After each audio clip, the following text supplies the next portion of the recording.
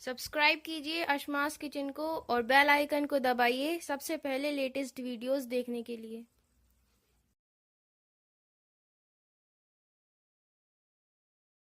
Hi friends, my name is Safak and she is Rosa. Welcome to Asma's Kitchen.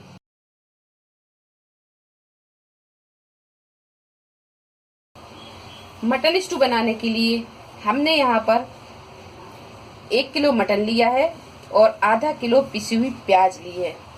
Basic mutton stew बनाने के लिए वैसे तो पूरे खड़े गरम मसाले का यूज होता है, लेकिन यहाँ पर हमने कुछ पिसे हुए और कुछ खड़े और कुटे हुए मसाले लिए।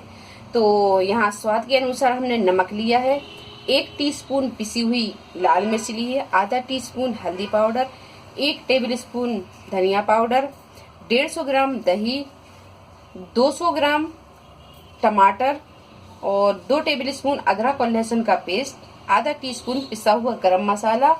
और खड़े गरम मसालों में यहाँ पर हमने 1 टीस्पून सौंफ, 1 टीस्पून पिसी हुई कुटी हुई लाल मिर्च और 1 टेबलस्पून कुटा हुआ धनिया। खड़े गरम मसालों में थोड़ी सी हमने काली मिर्च ली है, लौंग ली है और बड़ी इलायची, हरी इलायची और 1 तेज पत्ता लिया है जिसके हमने 2 पीस कर दिए हैं। तो एक कुकर में हमने 1 बड़ा चम्मच तेल डाल दिया है। अब इसमें ये सारे साबुत गरम मसाले डाल देंगे। तो ये बड़ी इलायची, हरी इलायची, लौंग, काली मिर्च, जावित्री और ये तेज पत्ता।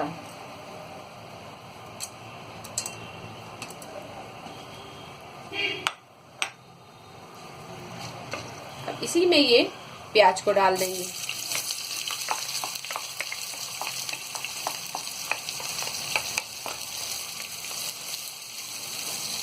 प्याज को हम हल्का गुलाबी होने तक तलेंगे। तो ये प्याज हल्की गुलाबी हो गई है। अब इसमें हम ये अदरक और लहसुन का पेस्ट डाल देंगे।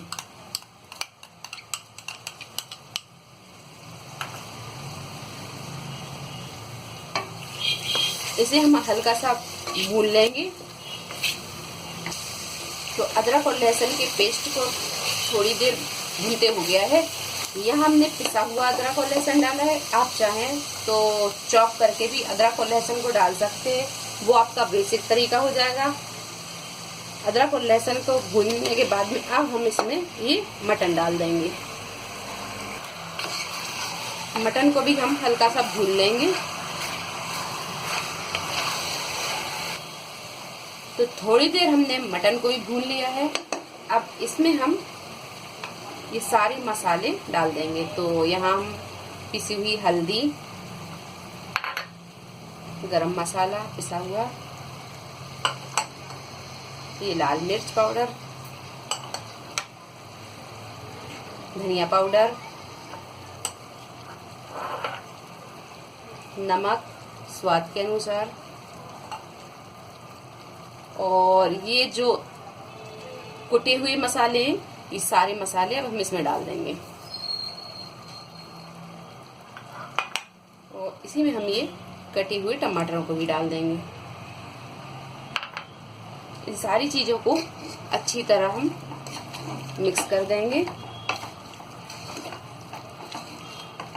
सारे मसालों को मिक्स करके अब हम इसे थोड़ी देर भून लेंगे।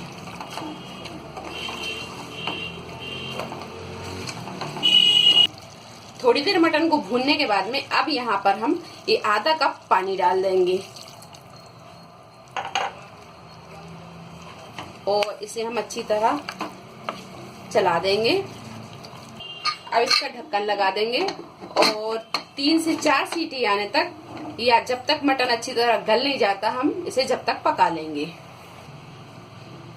तो अब हम यहाँ कुकर खोल कर देखेंगे।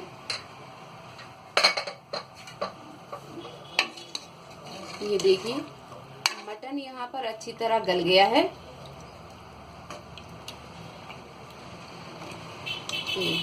मटन अच्छी तरह गल चुका है। अब हम गैस चालू करेंगे और इसी में हम ये दही डाल देंगे। दही को और ये जो मटन में पानी है, इन दोनों चीजों के पानी के सूखने तक हम इसे अच्छी तरह भून लेंगे।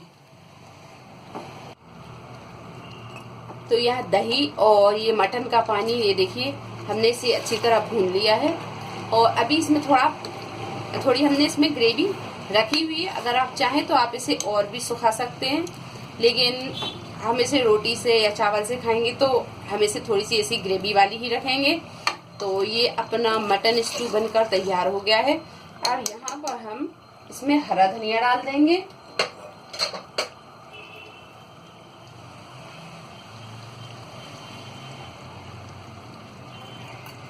और गैस को हम बंद कर देंगे।